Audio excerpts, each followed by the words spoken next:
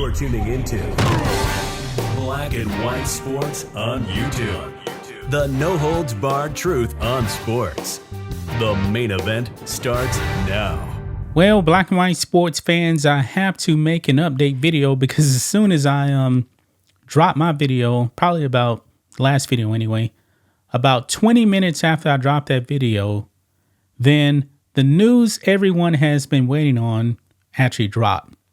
So, 2 suspects have been arrested in the murder of the woman in Kansas City. Now, these are not juveniles, even though one of them is actually pretty young. One is actually 18 years old. The other one is 22. However, juveniles were arrested. So there was definitely underage kids that had guns. So you got an 18-year-old and a 22-year-old with guns. They pulled them out. And I believe that the 18-year-old is actually the one that ended up shooting and killing the woman. Now, apparently, I'm thinking this is game related. That's what I'm thinking. I don't know that for a fact. But all signs seem to be pointing that this is game related because the 2 men, the 18-year-old and the 22-year-old, the DA, because we're going to watch the clip too, said that they had never had any interaction before. So why would all these people start pulling out their guns? That's what I'm curious about right there. But let's go ahead and get into it, guys. You guys see right here, Kansas City Chiefs Parade mass shooting. 2 adults arrested for murder. And the 2 individuals, their names are Dominic Miller and Lindell Mays. Now, Dominic Miller is 18 years old. Lindell Mays is 22. They both got charged for second-degree murder, and they both are facing life in prison. Good. Now, it looks like Dominic Miller is the one who ended up shooting the woman. So if we go over here, man, you can see right here, we're going to watch this press conference here. Some of it anyways, 21 minutes, but about 5-6 minutes of it is really the meat and potatoes of this whole thing. And this is Jackson County prosecutor, Jean Peters Baker. She makes the announcement. However, I was thinking, all right, you release the names. Where are the mugshots? We still do not have the mugshots of these 2 adults, by the way. They're adults, no mugshots. But thankfully, man, we do got some pictures here.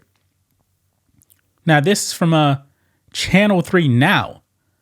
Lindell Mays and Dominic Miller. I don't know which one is which. Okay? Now, this picture right here, kind of hard to see right there. It's kind of blurry. You cannot make him out. But something is telling me right here that this is actually on Lindell Mays right here because he definitely looks about 22 right there. And the other one, Dominic Miller, who they say actually fired the shot that killed the woman, that's probably him right there. Okay? So let's go ahead and listen in to the Jackson County prosecutor right here. Let's roll it. Okay. Welcome, everyone. My name is Jean Peters Baker. I'm the prosecutor in Jackson County. We've got some important guests with us today, and so we want to get right to it. I think by now you all know why we asked you to come here today. It's so that I can announce charges, the first round of charges associated with the shooting outside of Union Station. The charges that I have today are against 2 separate individuals. Both of these are adults.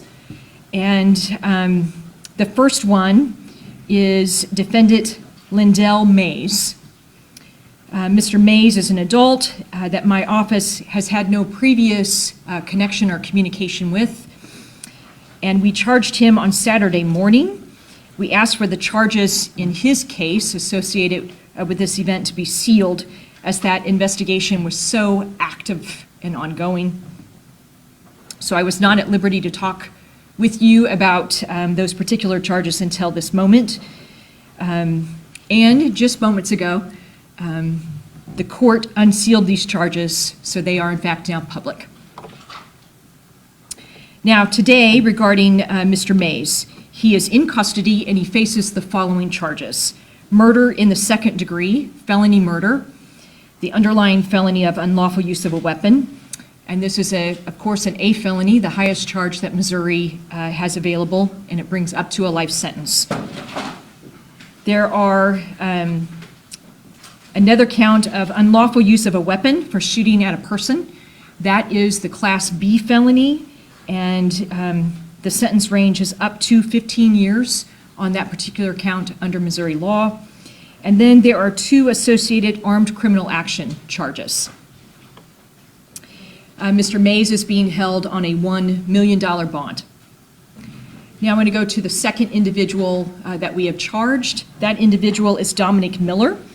He was also charged last night for his participation in the events that occurred last week. He is an adult, and he is in custody. And again, this individual, my office, has had no prior contact with this individual either. His charges are the same. That is murder in the second degree, felony murder.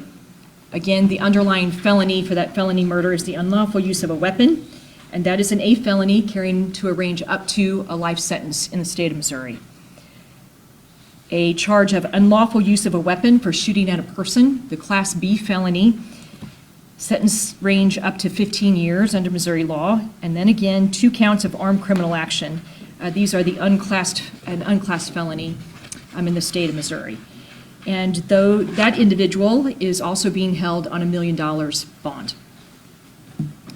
Now, I would like to try and give you a brief summary of, I think, what occurred that day that led to these criminal charges. From the evidence, it appears that Defendant Mays, that's the first person I read off charges on, Defendant Mays was in a verbal argument with another individual. And the evidence does not reflect in these early moments that there was any prior history between these individuals, Mays and the individual he was in some kind of verbal dispute with. There was no connection to each other, those 2 individuals. Now, that argument very quickly escalated to Mays drawing his firearm, a handgun. Mays pulled his handgun first. Almost immediately, others pulled their firearms. Defendant Miller was one of those individuals. While both adults are charged with murder, the evidence tells us that it was Mr. Miller's firearm. Mr. Miller's firearm struck Lisa Lopez Galvin. You heard it right there. So the younger of the 2, his gun killed Lisa Lopez Galvin. So that's just 2 individuals. And I think as we all stand here, this investigation is still very, very active and ongoing, and we're going to probably quickly leave this room and go right back to that so that everybody understands what's next. But I do want you to understand, we seek to hold every shooter accountable for their actions on that day, every single one. So while we're not there yet on every single individual, we're going to get there. And you're going to have questions.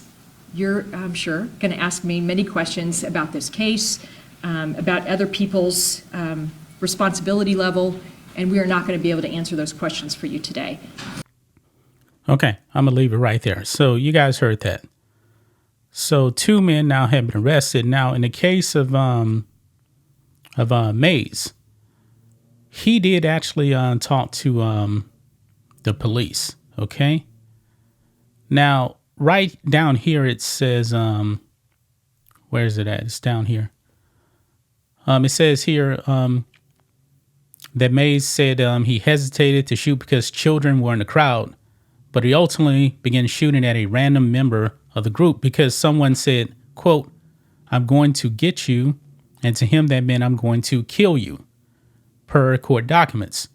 And he pulled out his gun first. Mays later said his actions were stupid. Quote, "Just pulled a gun out and started shooting. I shouldn't have done that. Just being stupid," Mays said.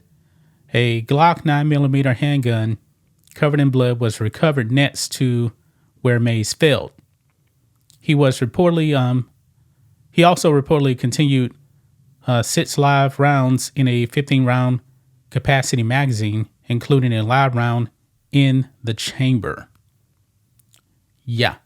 So, and they were both injured. So they were, I believe, in a hospital. They got arrested. After Mays fired his weapon, Miller shot back with a Taurus G3 9mm handgun. He said after he heard gunshots, he returned fire, unsure of whether or not he struck the individual he intended to hit. Lisa Lopez Galvin's autopsy and the subsequent ballistic comparison of the bullet recovered from her body to the firearms recovered at the scene determined the weapon the bullet was fired from was Miller's. Both Miller and Mays were hospitalized with injuries after the shooting and remain hospitalized as of Tuesday morning. So there you have it, guys. That is the update right there. Man, this is tragic, man. But at least it looks like they actually got the individuals, especially, the person that actually killed Lisa Lopez Galvin. And these guys facing life in prison, man. In my opinion, yeah, it should be life. Just that simple, man. It should be life. Being stupid, man. Stupid. And these minors, man. Wow. Unbelievable, man. We're probably never going to find out the identity of these minors. They're probably going to keep that tight under wraps. Still no mugshot still. But I did find a couple of pictures of the actual shooters. Especially the one that actually shot Lisa Lopez Galvin. That's just my thoughts on this. What do you guys think of this? Black and white sports fans, let us know what you think about all this in the comments. Make sure to subscribe to the channel. And we'll catch you next time. Thanks for watching the show. Be sure to like, comment, and subscribe. Be sure to tune in next time on Black and White Sports.